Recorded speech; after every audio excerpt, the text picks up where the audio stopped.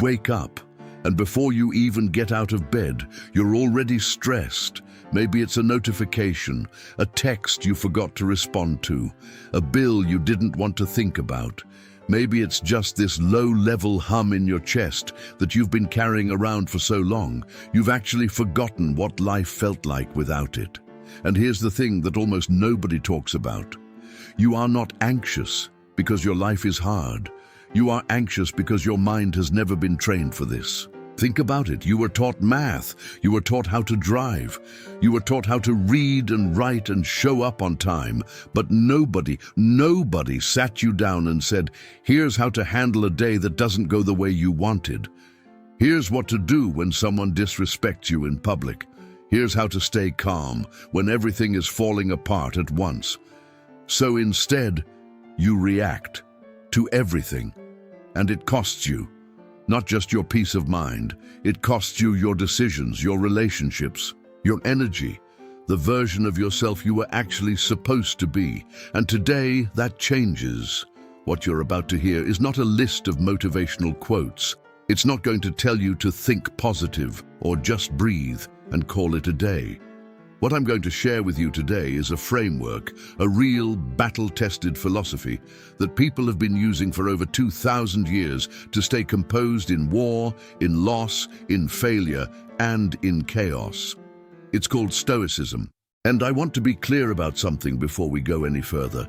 The Stoics weren't emotionless. They weren't cold or indifferent or robotic. They were soldiers, emperors, slaves who became free men of the mind. They felt everything you feel.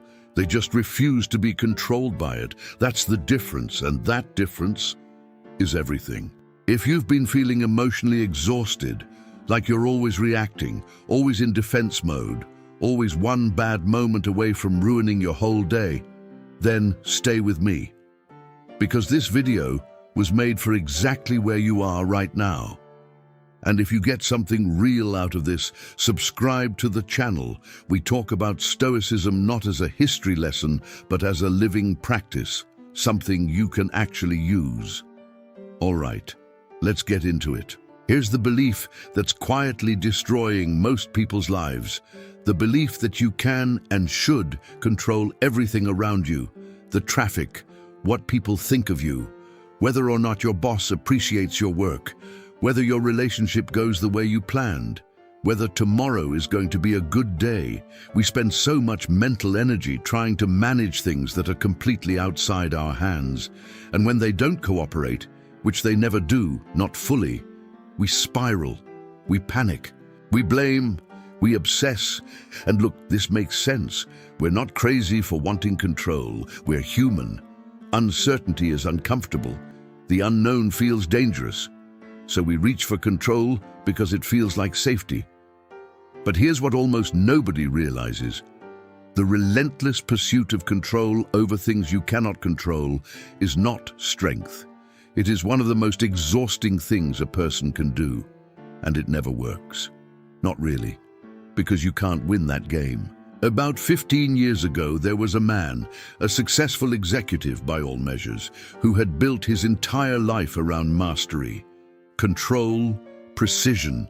He planned everything, his career, his schedule, his family's finances, all of it mapped out to the smallest detail. Then one day, his company downsized, without warning, without mercy. His position was eliminated. He didn't just lose a job, he lost his identity. He lost the story he'd been telling himself about who he was. And for months, he couldn't function. Not because the loss was so catastrophic, he had savings, he had options, but because his whole internal world had been built on the assumption that if he just did everything right, he could prevent bad things from happening. He couldn't sleep, he couldn't think clearly. He became irritable with his family. He spent every waking hour trying to figure out how this could have happened, who was responsible, what he could have done differently. He was trying to control the past, and it was destroying him. The Stoics identified this trap thousands of years ago, and they gave it a name. They called it the dichotomy of control. Simple idea, radical in practice. There are two kinds of things in your life. Things that are up to you, your thoughts, your choices, your responses, your effort, your values. And things that are not up to you, everything else. Other people's opinions, outcomes, the weather, the economy, your body aging, whether someone texts you back. Now here's where it gets important. The Stoics didn't say the second category doesn't matter. They said it is not worth your peace. Because peace, real, deep, unshakable peace, can only live in the space of what you actually control. When you misplace your energy, when you pour your anxiety into things you cannot change, you have already lost. Not because something bad happened, but because you handed your mind to something that had no right to hold it. Epictetus, one of the great Stoic teachers, was born a slave, a literal piece of property in ancient Rome. No freedom, no rights. His master once broke his leg just to prove a point, and yet Epictetus became one of the most psychologically free human beings who ever lived, because he understood something that most free men never did. He said, "Men are disturbed not by the things which happen, but by the opinions about the things." Read that again slowly. You're not upset because of what happened. You're upset because of the story you told yourself about what it means. Your boss criticized your work. That's the event. But the suffering, that comes from the story. I'm not good enough. He doesn't respect me. I'm going to get fired. My career is over. The event was 5 seconds. The suffering was 3 weeks. That's the gap the Stoics are asking you to see. And once you see it, you cannot unsee it. So here's the practice. And it's uncomfortable at first. Every time something bothers you, a conversation that went wrong, a plan that fell apart, something someone said, pause. Ask yourself 2 questions. Is this in my control? Or am I suffering over something I was never going to be able to stop? If it's in your control, act. Do something. Make a choice. Take a step. If it's not in your control, breathe. Let go. Not because you're weak, but because fighting the ocean is not bravery. It's just exhausting. Let me ask you something. What's the first thing you do in the morning? If you're honest, it's probably your phone, notifications, news, social media, other people's opinions flooding into your mind before you've even had a chance to form one of your own. And then you spend the rest of the day wondering why you feel scattered, reactive, off-center. Here's what the Stoics knew about mornings that we seem to have completely forgotten. The first few minutes of your day are not neutral time. They are formative time. What you fill them with shapes how you interpret everything that follows. Marcus Aurelius, the most powerful man in the Roman Empire at the time, kept a private journal. Every morning, he would sit quietly and write. Not goals, not to-do lists, philosophical reflections, reminders to himself of who he wanted to be that day and what challenges he was likely to face. He called it preparing the mind. He would write things like, "Today I will meet ungrateful people, arrogant people, people who are dishonest, but none of this can disturb me unless I allow it." He was essentially pre-living his day, not with dread, with awareness, with intentionality. And here's what that does psychologically. When you anticipate difficulty calmly, before it happens, you don't get caught off guard. You've already made a decision about how you're going to respond. So when the difficult thing actually arrives, it has less power over you, because you already knew it was coming, and you already chose your answer. The Stoics had a specific name for this practice, premeditatio malorum, the premeditation of adversity. Now, before you check out, because I know that sounds heavy, let me be clear about what this is not. This is not pessimism. This is not sitting around expecting the worst so you can feel miserable in advance. This is strategic realism. This is preparing your mind the way a surgeon prepares before a procedure, not hoping it'll go fine, training for the moments when it might not. Think about athletes, the great ones, the ones who perform under pressure while everyone else crumbles. They're not more talented in those moments. They've imagined those moments hundreds of times. Their mind has already been there. So when the pressure hits, it's not new territory. That's what the Stoic morning practice gives you. Here's how to do it. Practically. Simply. Give yourself 5 to 10 minutes in the morning, before your phone, before the news, before anyone else's voice enters your head. Sit quietly and ask yourself, what might be difficult today? Maybe it's a conversation you've been avoiding. Maybe you're behind on something and know you'll feel the pressure. Maybe you're going to be around someone who triggers you. Name it. Don't dramatize it. Just name it. Then ask, how do I want to respond, not react, to that? Choose in advance. Set your inner posture before the world sets it for you. And then, this is the part most people skip, take 30 seconds to feel grateful. Not a list, not performance. One real thing. Something small that is genuinely good in your life right now. The science on this is actually pretty clear. Gratitude practiced consistently rewires the brain's negativity bias. The Stoics didn't know the neuroscience, but they knew the result. A mind that begins in gratitude begins in strength. There's a reason Marcus Aurelius, a man who faced constant war, political betrayal, disease, and personal loss, remained composed when everyone around him broke. He prepared his mind every single morning. He didn't wait to see how the day would make him feel. He decided first. That's the practice, and it cost you nothing but 10 minutes. Now, I want to address something directly, because when people hear the word Stoicism, they often imagine a person who feels nothing, who is cold, hard, disconnected, who walks through the world like a stone. That is not Stoicism. That is suppression.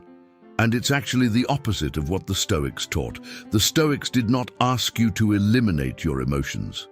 They asked you to understand them. There's a crucial difference between feeling anger and being ruled by anger, between feeling grief and drowning in it forever, between feeling fear and letting fear make your decisions. The emotion is information. It's the reaction that's the choice. Let me give you an image. Imagine you're on a boat in the ocean. A storm comes. The waves are enormous.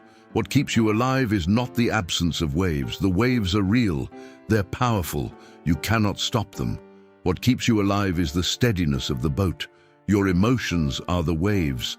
They will come. Some of them will be massive, and that's okay. Waves are supposed to be big. That's what waves do. The work of Stoicism is not to flatten the ocean. It's to build a better boat. The Stoics had a concept called apatheia, which is where we get the English word apathy, but they meant something completely different. Apatheia was not numbness. It was freedom from irrational passions, the ability to feel without being swept away. To observe your emotional state the way you might observe weather, with curiosity, not alarm.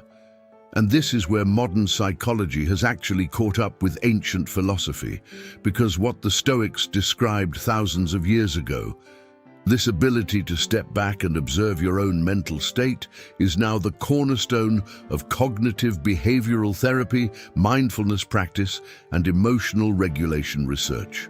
They were right. And they were right for thousands of years before we had the brain scans to prove it. Here's a practical entry point. The next time you feel a strong negative emotion, anger, jealousy, humiliation, fear, don't fight it. Don't perform it. Just name it. I'm feeling angry right now, not, this is terrible, everything is wrong. Just, there is anger here. That single act of naming, of observing instead of merging, creates a tiny bit of space between you and the emotion. And in that space is where your better self lives, the one who can make a considered choice instead of a reactive one. Viktor Frankl, a psychiatrist who survived the Holocaust, described something similar. He said that between stimulus and response there is a space, and in that space is human freedom. The Stoics would have recognized that immediately. Your emotions are not your identity. They are visitors. They arrive. They are real. They pass. You are the one who remains. And now, the topic people find hardest: negative emotions in relationships. When someone hurts you, dismisses you, betrays your trust, when you've been treated in a way that was genuinely unfair. The Stoic approach here is not to pretend it didn't happen. It's not to convince yourself you don't care. It is to ask one question: is my continued suffering changing anything? If the answer is no, and it almost always is, then prolonged suffering is not justice. It's just damage to yourself. The Stoics called this understanding the impermanence of harm. Not every wound needs to be reopened daily to prove it was real. You can acknowledge that something was wrong. You can work to change what can be changed. And then you can choose, consciously, deliberately, not to carry it into tomorrow. That is not weakness. That is one of the most courageous acts a human being can perform. Here's a phrase the Stoics used constantly that confused people then and confuses people now. Live according to nature. What does that even mean? Because on the surface it sounds like go outside more, eat vegetables, I don't know. But what the Stoics meant was something far deeper.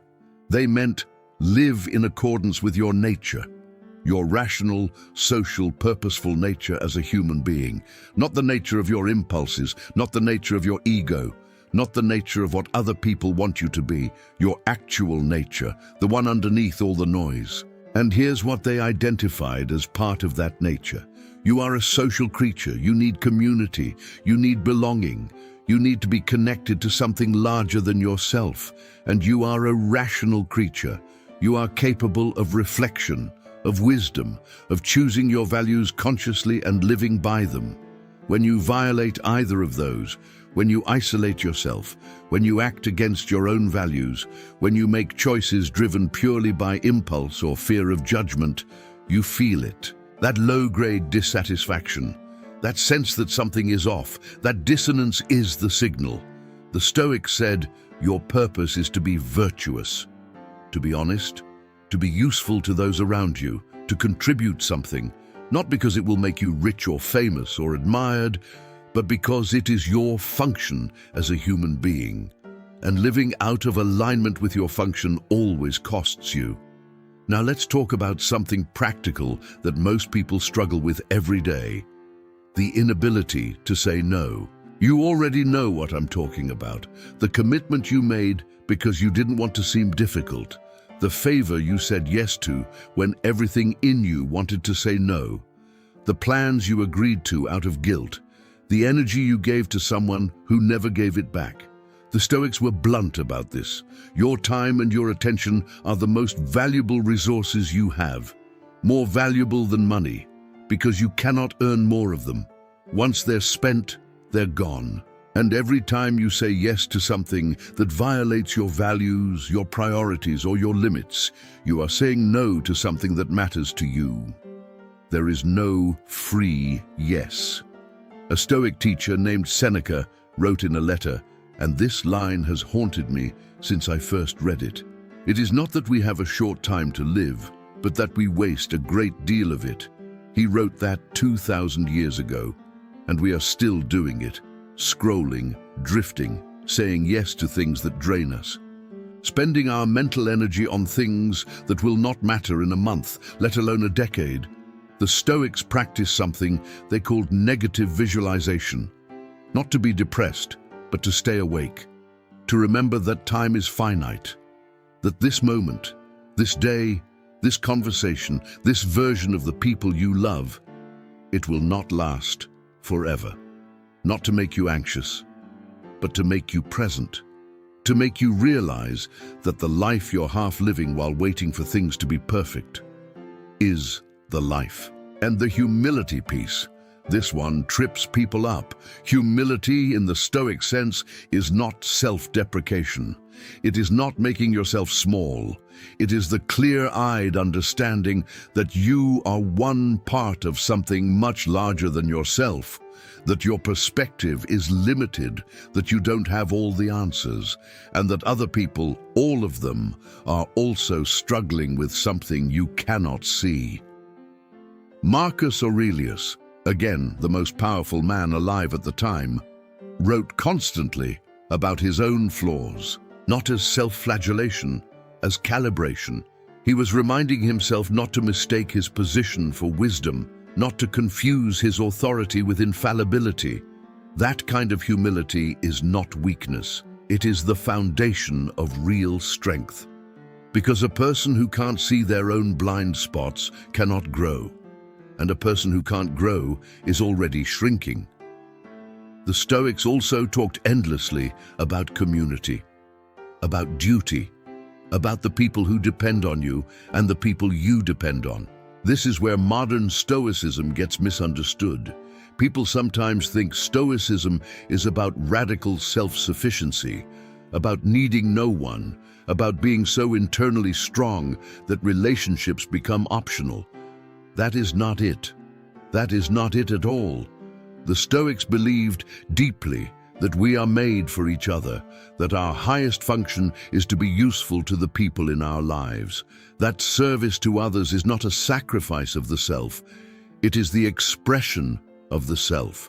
Seneca wrote, "We are born for each other." That doesn't sound like someone advocating for emotional isolation. That sounds like someone who understood that real strength is not withdrawn, it is shared. So, where does this leave you? You've heard about control, about morning practice, about emotions, about purpose and community and learning to say no. And maybe right now your mind is doing what minds do. It's looking for the easy button, the one habit, the three-step shortcut. There isn't one. I won't insult you by pretending there is, but here's what there is: a daily practice, small, consistent, real. In the morning, before the world gets to you, 5 minutes. Quiet. One honest question: what might be hard today and how do I want to handle it? During the day, when something bothers you, one pause, one breath, one question: is this in my control? In the evening, before you sleep, one reflection. 3 questions: where did I act with integrity today? Where did I fall short and why? What can I do better tomorrow? Not to shame yourself, to calibrate, to stay honest, to remain a student of your own life. That's it. That's the whole practice. It takes about 10 minutes a day, and if you do it consistently, not perfectly but consistently, something will shift, not overnight, but steadily. The way a river shapes stone. You will start to notice the gap between stimulus and response getting wider. You will start to feel less at the mercy of your days. You will start to find that the things that used to wreck your morning, the rude comment, the unexpected setback, the plan that fell apart, still happen, but they land differently, not because the world got kinder, because you got steadier. I want to leave you with something. 2,000 years ago, a man sat in a room and wrote words to himself that he never intended anyone to read. He was the leader of the most powerful empire on earth. He had more power than almost any human being in history. And he wrote, "You have power over your mind, not outside events. Realize this and you will find strength." He wrote that as a reminder. Because even Marcus Aurelius, needed reminding every single day. That tells me something. This is not a destination you reach.